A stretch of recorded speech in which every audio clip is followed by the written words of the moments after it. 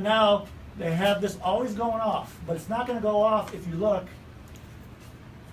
Oh. High speed level is until 850, 8.50 feet, and currently we are at 7.89. But right now it's telling me that we're in high level, which we're not because we're at 7.9 feet. So they got to work those bugs out. It's not hurting anything. It just continues to, because I can clear it by acknowledging it. It'll come back. It's actually burnt a little triangle in our computer. So it's not really, but if that does hit 8.50 feet, it will go into alarm. And when it goes into alarm, it turns those into high speed. So first the alarm, oh, something's wrong, and then bang, these will bump up, one of these will bump up to high speed. If it gets higher than that, to like 10 feet, which isn't on here, another pump turns on. If it gets to 12 feet, a third pump pumps on. We haven't had that happen since that The rain. 2-year, 100-year flood we had here in the colony. We had a 100-year flood here. Our lake reached its highest ever. Yep, highest ever.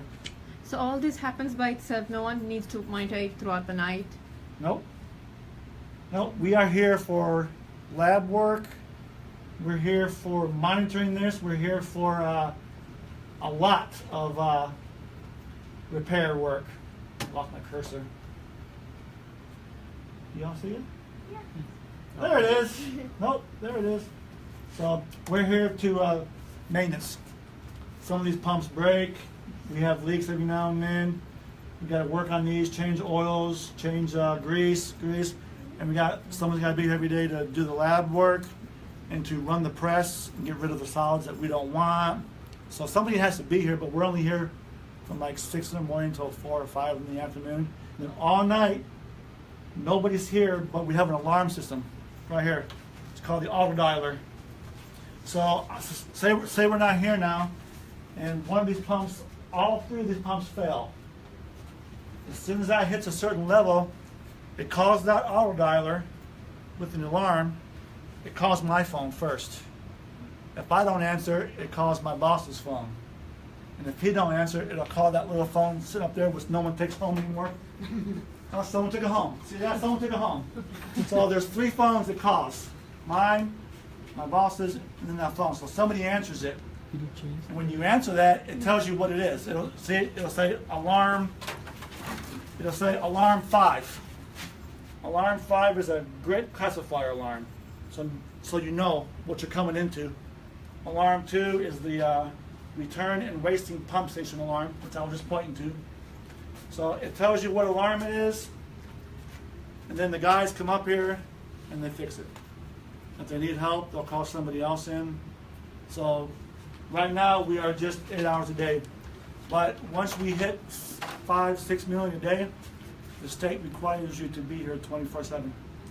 So we're going to be hiring 3-4 new employees and training them, and then probably about another 2 or 3 years we'll have 2 shifts, or maybe even 3 shifts. We'll have like an 8 to 4 and a 4 to 12 and a 12 to 8.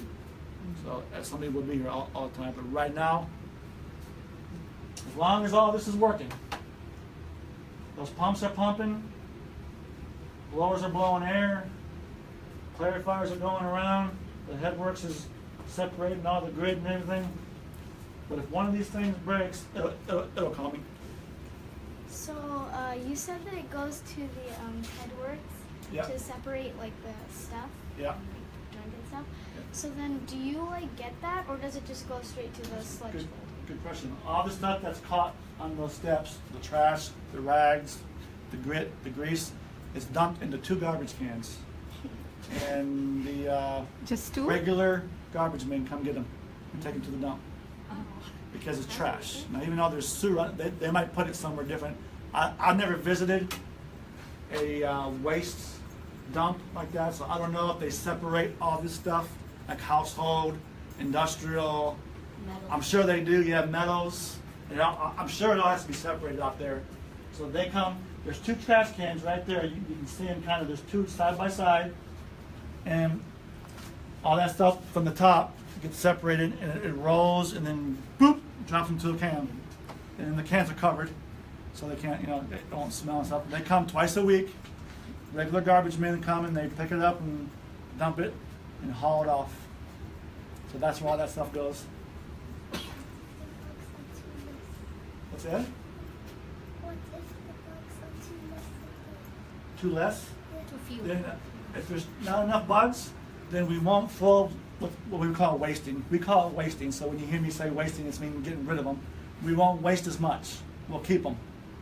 Like on an average day, we waste about 80,000 gallons of sewer on an average day. So 80,000 gallons of it, we put in this tank, and we de-water it by running it through a belt press. It squeezes all the moisture out, and then it goes into those cans and gets hauled away. So that's the bugs we don't use. But if we don't have enough, then we just won't waste as much. We'll waste 30 or 40. It's a balance. And that balance is done in the lab with a bunch of paperwork and a bunch of math and complicated stuff. You just take the samples out of there. You take a big cup and you just dip the cup down in there.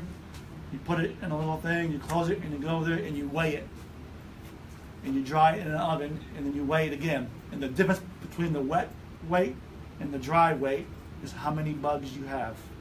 Because those bugs don't burn off, so anything that burns off in the oven is, just dirt and stuff, whatever. So where do you get them from? what's that, the bugs? Yeah. They come from human bodies, the waste itself. Oh. Yeah. So Yeah. Bacteria. how fast is Bacteria, yeah.